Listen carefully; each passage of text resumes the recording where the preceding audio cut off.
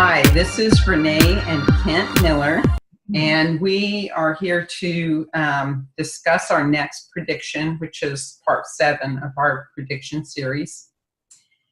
And so we're going to switch over to a PowerPoint, and let me get that up for you. These predictions were received in March of 2007. So we're going to start with the human-created chaos, and it starts with we're caught in the abundance of, or the ecstasy of abundance. Maybe I need another cup of coffee this morning. Yeah, we're caught in overabundance, and people are relishing in their overabundance rather than standing back and seeing what they really need rather than what they want. We've been told multiple times that it's what we need, not what we want. So tribulation, when it comes, will bring evasive judgments. And ostracization of many will take place. Yeah. That means pushing people aside. And at the time that I got this in March 2007, I saw people criticizing each other, causing turmoil and violence. And look what's happening today. It's very symptomatic of today's world. People will turn their backs on each other. They will turn each other in to the government for their own, not well-being, for their own interest, yeah. And so cancer. This cancer of humankind is probably metaphoric, and I would not read it as it's not having cancer, but it spreads like a cancer. Yeah. Yeah. And they're also telling us that our investments will diminish. So Israel is preparing for a large war soon.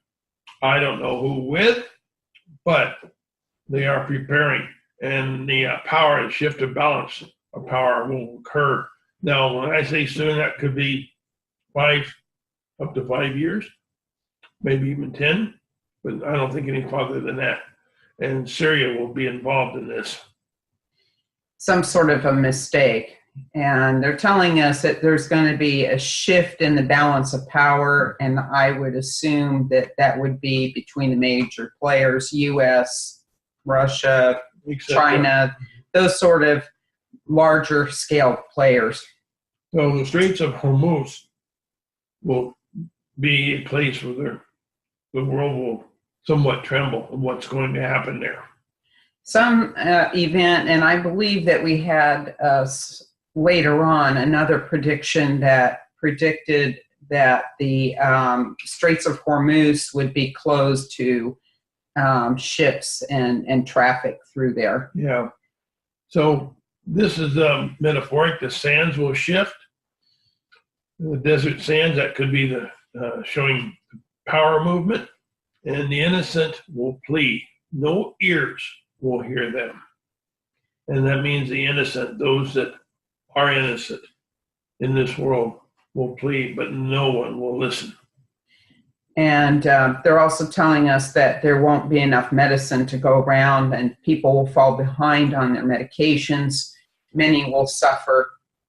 And yet the Western world, I'm assuming the U.S. will be arrogant in their stance. Yeah. So as far as looking at earthquake, things like that, we got Mount Baker will start a chain reaction in that group of mountains or volcanic activity.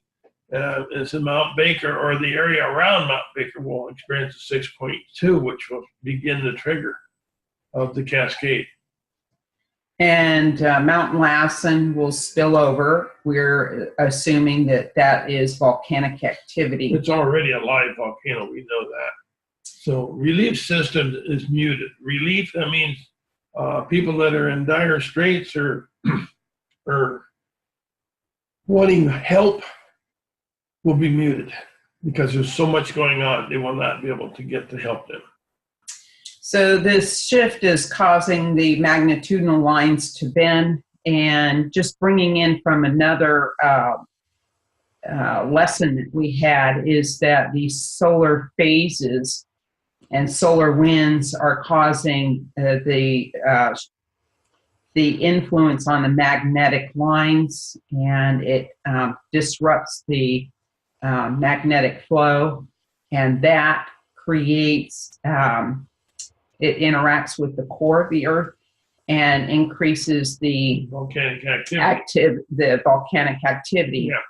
That volcanic activity is heating the Earth, but it's also going out, causing some disruption in the universe around us. They're saying that it's actually, the Earth is actually also heating the universe. Well, causing the universe around the Earth within our solar system is causing deflection. Why won't human race or man tell the truth? Everything is based on perception of what everybody was brought up with, and the perceptions have been wrong all these years. So the volcanic activity, they're saying, is what is heating the Earth. Okay.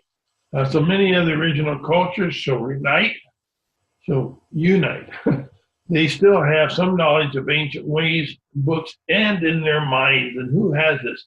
Some indigenous tribes will understand, and they do understand. They offer their teachings to cope with the change, and they will be revered.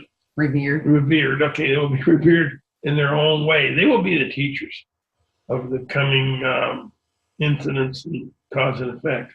You know, traditionally in our history, we have not given Native Americans and indigenous tribes their due recognition for their understanding. And they do still hold those understandings. They pass them on in their own oral histories, and some of them have written in books in more recent times. But we need to go back to those ways of being tied to the Earth and being able to learn from our environment. Yeah, and they can teach us the best. They will be the ones who can offer assistance with that. Now, there are those that within each tribe that do not understand, that have taken up what I call the 7-Eleven way. But those of the ancient understandings will become the teachers. Anyway, human development will begin anew then, and there'll be a new teaching will prevail. So this new teaching is going to be unlike what we have experienced before, and it corresponds to the universal understanding and universal knowledge, and more specifically, universal laws. They're telling us there's going to be many new dimensions. Dimensions or learning fields, and it may be symbolic also. Yeah, so. And then we're going to finish with this new word, eddying, will prevail. And when you look that up in the dictionary, eddying is either in reference to a vortex type of movement, a circular type movement, or it can be counter to the main current. So a movement in energy that is against the current movement. And that can be symbolic for what we see going on in our world today. So remember, even though these predictions can be alarming, they are helping us to get from point A to point B. And a lot of that has to do with our understanding. Understand what the cause is for these. And the so there's there's always cause and effect that serves as the teaching for us. It also is going to be what triggers our DNA activation. So that DNA that is not currently being expressed will be activated through these trials. So keep your eye on the end goal. Things will be much better, but we do have a very tributous time coming upon us very quickly. We urge you to start preparing for it mentally, but also physically. So seeds, food supplies, a source of clean water, clothing, and, don't worry about a lot of superfluous type of things. We have to move away from the greed factor. Yeah. Anyway, we hope you have a great week. And our next video will be on a lesson. So peace be with you on your journey to enlightenment. Thank you for joining us. Bye-bye.